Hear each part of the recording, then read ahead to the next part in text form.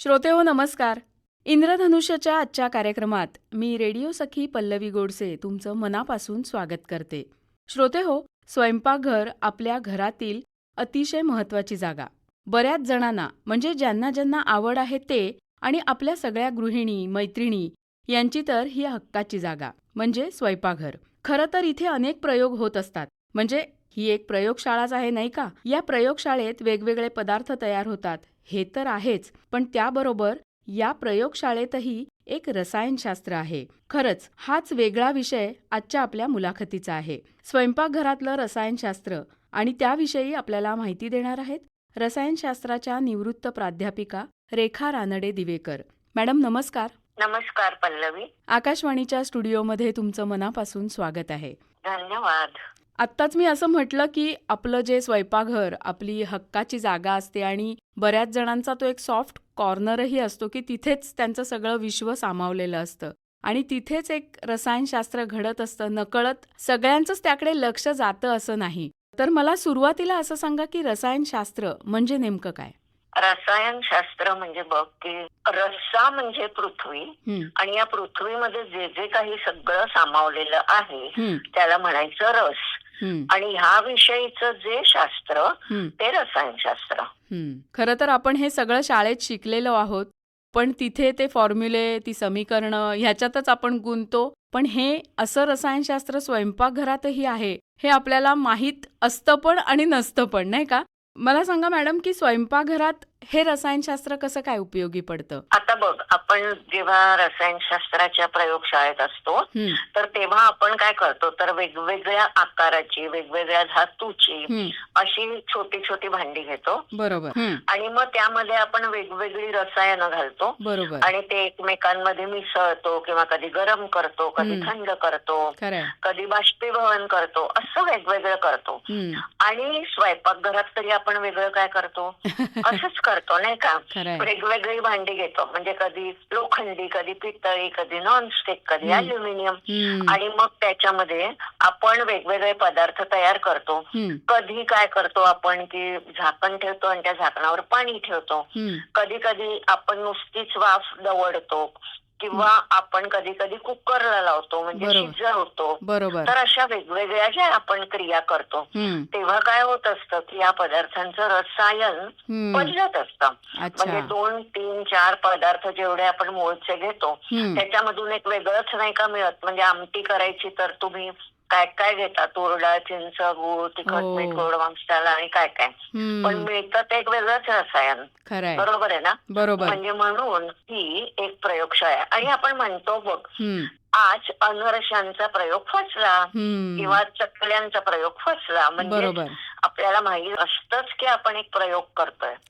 फक्त आपण त्याच्याकडे एवढं सिरियसली तेव्हा बघत नसतो. पण खरं म्हणजे आपण स्वयंपाकघराकडे खूप सिरियसली बघायला पाहिजे की ज्या योगे आपलं आरोग्य जे आहे ते आपण स्वयंपाक कसा करतो, कुठच्या भांड्यात करतो त्यावर सुद्धा अवलंबून असतं. नक्कीच नक्कीच. आता तुम्ही म्हणालात तसं की एक पदार्थ फसतो किंवा एखादा पदार्थ यशस्वी होतो, हा एक प्रयोगच असतो आणि त्यातून मिळणारं एक जे वेगळं प्रोडक्ट म्हणेन मी की ते असतं ते आणखीन छान लागतं आणि मग आपणही त्याच्यात प्रयोग करत राहतो नाही का? बरोबर, अगदी बरोबर. आता तुम्ही असा उल्लेख केलात की आपण जे अन्न शिजवतो त्या अन्न शिजवण्यासाठी आपण वेगवेगळ्या क्रिया करतो, शिजवतो, तळतो, भाजतो, सगळ्या गोष्टी करत असतो. तर हे अन्न शिजवण्यासाठी आपण जी भांडी वापरतो तर ती नेमकी कोणती वापरावी? कारण त्याची पण एक रासायनिक क्रिया आपण बनवणाऱ्या पदार्थावर होत असते. तर जरा त्याबद्दल सांगा. अगदी बरोबर. काय आहे ना की आपण पूर्वापार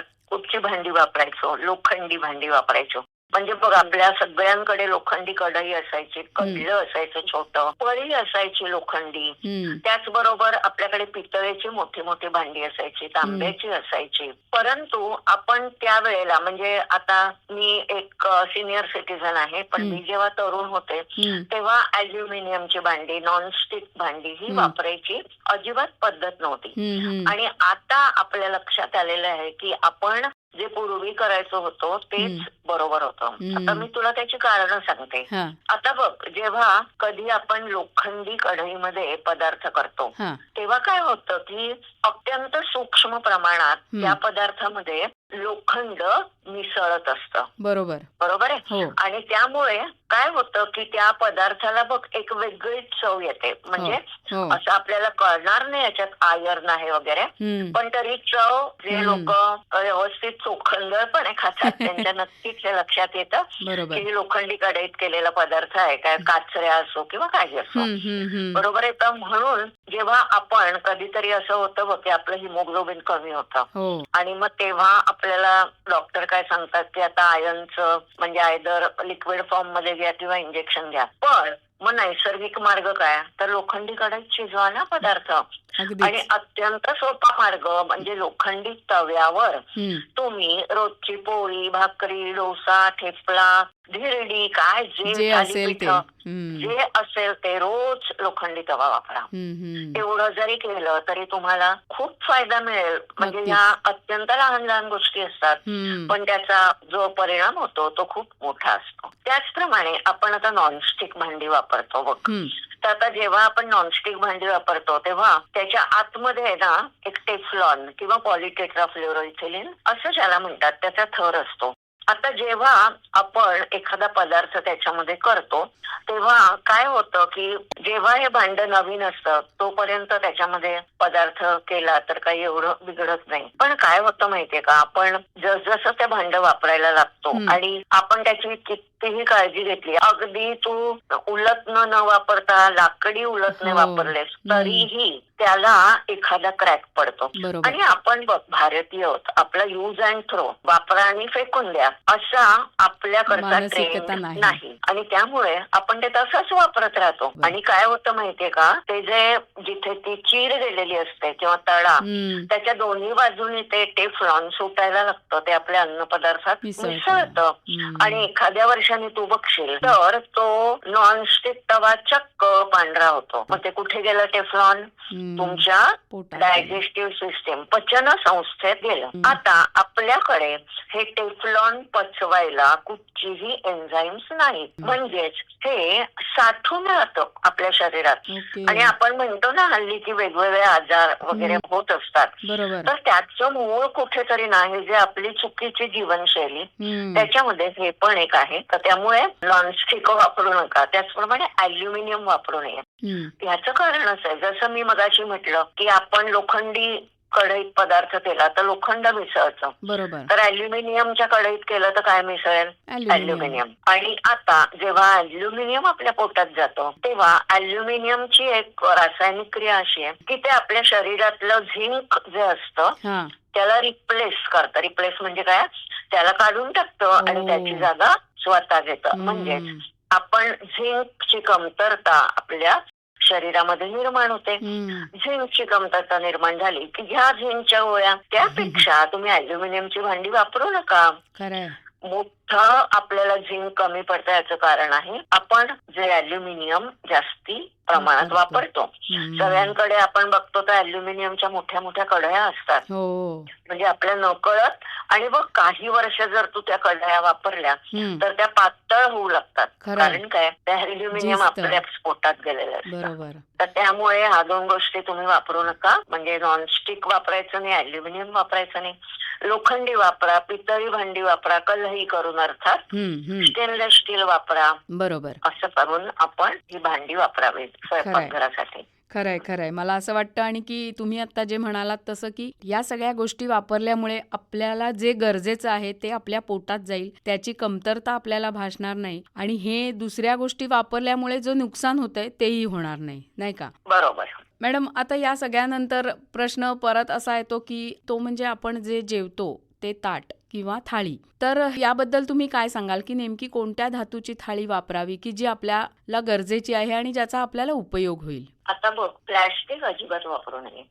काय होतं ना की जेव्हा आपण प्लॅस्टिकच्या थाळीमध्ये, प्लेटमध्ये पदार्थ घेतो आणि आपण त्याचं सेवन करतो, आता असं आढळून आलेलं आहे की मानवी विष्ठेमध्ये मायक्रो प्लास्टिक असतं. आता हे मायक्रो प्लास्टिक जे आहे ते खूप घातक आहे. आणि हे कशामुळे येतं, तर आपण ही जर प्लॅस्टिकची थाळी वापरणं हे एक आहेच, त्याचबरोबर आपण जी वेगवेगळी प्लॅस्टिकचे जे जार असतात की ज्याच्यामध्ये कधी आपण म्हणजे पाणी साठवून ताक ठेवतो. नेतो, पाणी साठवून ठेवतो, किंवा डबा ज्या गृहिणी नेत असतील तर त्याच्यामध्ये काही रस भाज्या किंवा साध्या भाज्या काही जेव्हा आपण त्याच्यामध्ये नेतो तेव्हा हा आपल्याला धोका असतो. इव्हन आपण जेव्हा कुठेही लग्नाला, मुंजीला किंवा कुठल्याही समारंभाला जातो तर मी आज ह्या निमित्ताने सगळ्यांना आवाहन करेन की आपण आपापलं पाणी स्टेनलेस स्टील किंवा काचेच्या बाटलीतून घेऊन जा. आपल्या नकळत आपण या पृथ्वीवर इतका मोठ्या प्रमाणात कचरा जमा करतोय की आपल्याला त्याची कल्पनाही नाहीये. आणि आपल्याला नुसतं वरकरणी बघून वाटतं की वा वा छान आपण अगदी शुद्ध पाणी पितोय, पण आपण आपल्या पृथ्वीचं किती नुकसान करतोय. आणि पुढची 5,000 वर्ष तब्बल त्याला काहीही त्याच्यावर परिणाम होणार नाहीये. आणि आज समुद्रामध्ये कितीतरी जागा ह्या केवळ प्लॅस्टिकने व्यापलेली आहे. त्यामुळे प्लॅस्टिक स्ट्रिक्ट क्लीन होलो असं मी आज तुम्हा सगळ्याला आवाहन करू इच्छिते. आणि दुसरी गोष्ट की स्टेनलेस स्टीलचं वापरू शकता, काचेची म्हणजे ज्या प्लेट्स मिळतात त्या तुम्ही वापरू शकता. आणि सगळ्यात उत्तम म्हणजे चांदीची प्लेट.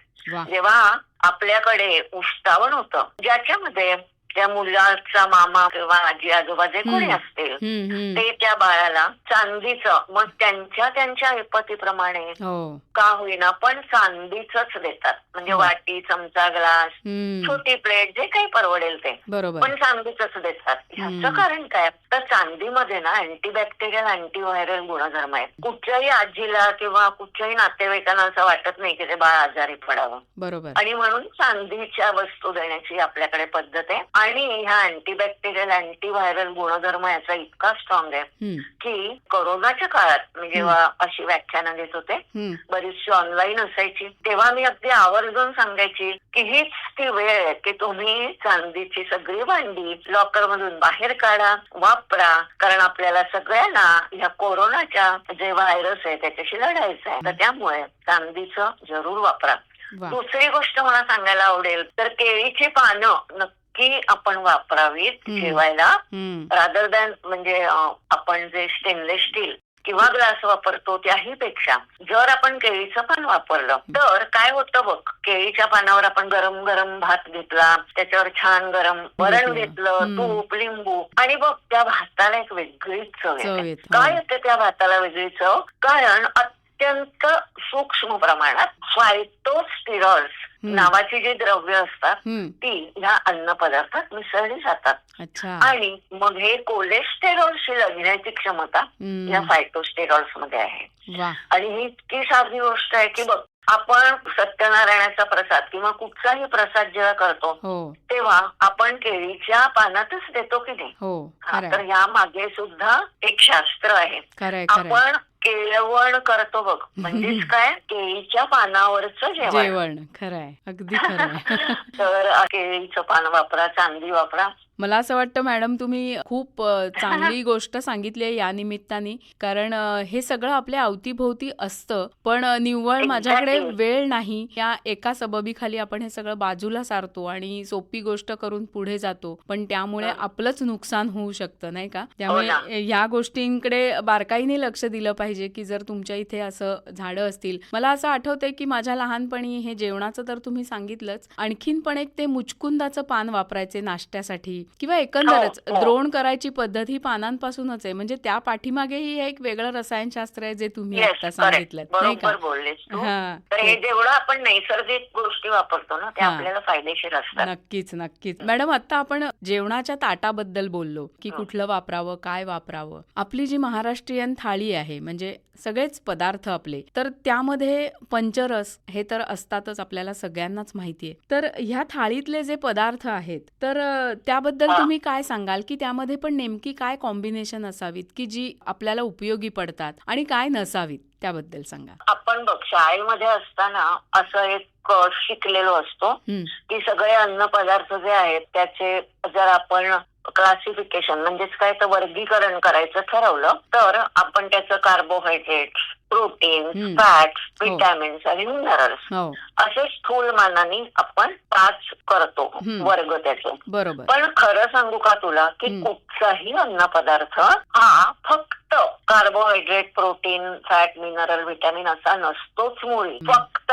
त्याला 2 अपवाद आहेत आणि ते 2 अपवाद म्हणजे आपण जी चहा कॉफीमध्ये वापरतो ती साखर आणि दुसरं म्हणजे ग्लुकोज, ज्याला एक ठराविक फॉर्म्युला आहे. पण तू म्हणालीस की भाताचा फॉर्म्युला काय, तर एक स्टार्चचा आपण देऊ शकतो, पण ऍक्च्युअली भात म्हणजे आपण बघतो की किती विविध, म्हणजे ऍक्च्युअली भाताच्या हजारो जाती आहेत आणि प्रत्येक जात जी आहे भाताची त्याची चव वेगळी आहे, त्याच्यामधली रसायनं सुद्धा वेगवेगळी आहेत. म्हणजे त्याच्यामध्ये प्रोटीन पण असतं भातामध्ये, पण आपण असं समजतो की भात म्हणजे फक्त कार्बोहायड्रेट. तर हे चुकीचं आहे. हे लक्षात ठेवा की प्रत्येक अन्न पदार्थ हा या सगळ्याचं एक छानसं मिश्रण असतं आणि त्यामुळे भात खाणं हे अजिबात वाईट नाहीये.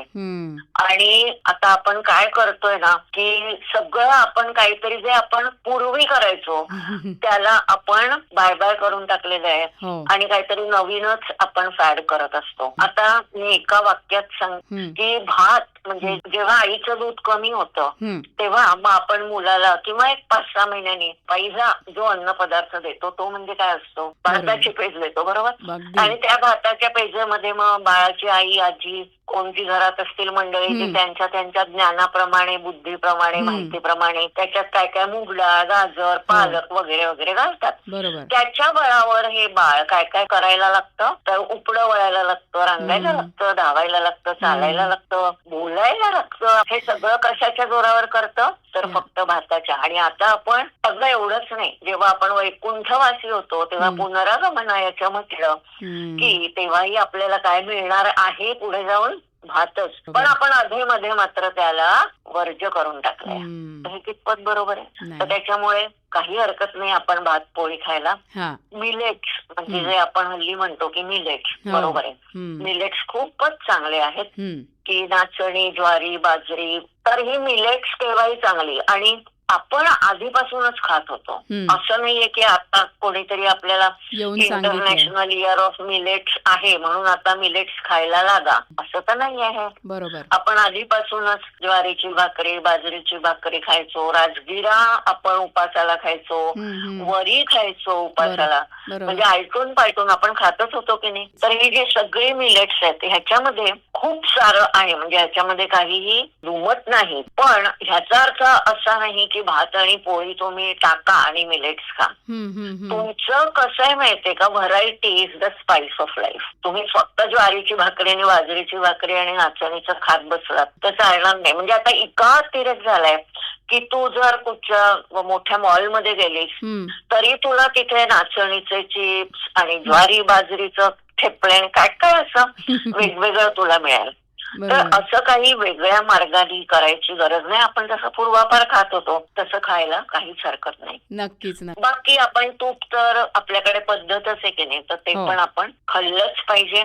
आपल्याकडे म्हणी पण आहेत, तूप दाखवी रूप आपण म्हणतो, किंवा तुपातल्या वातीसारखी ताट असंही आपण म्हणतो. असा एक छान श्लोकही आहे, ज्येष्ठत्वं जन्मना नैव गुणैहि ज्येष्ठत्वं उच्यते गुणात गुरुत्व मायाती दुग्धम दधिम घृतम क्रमात.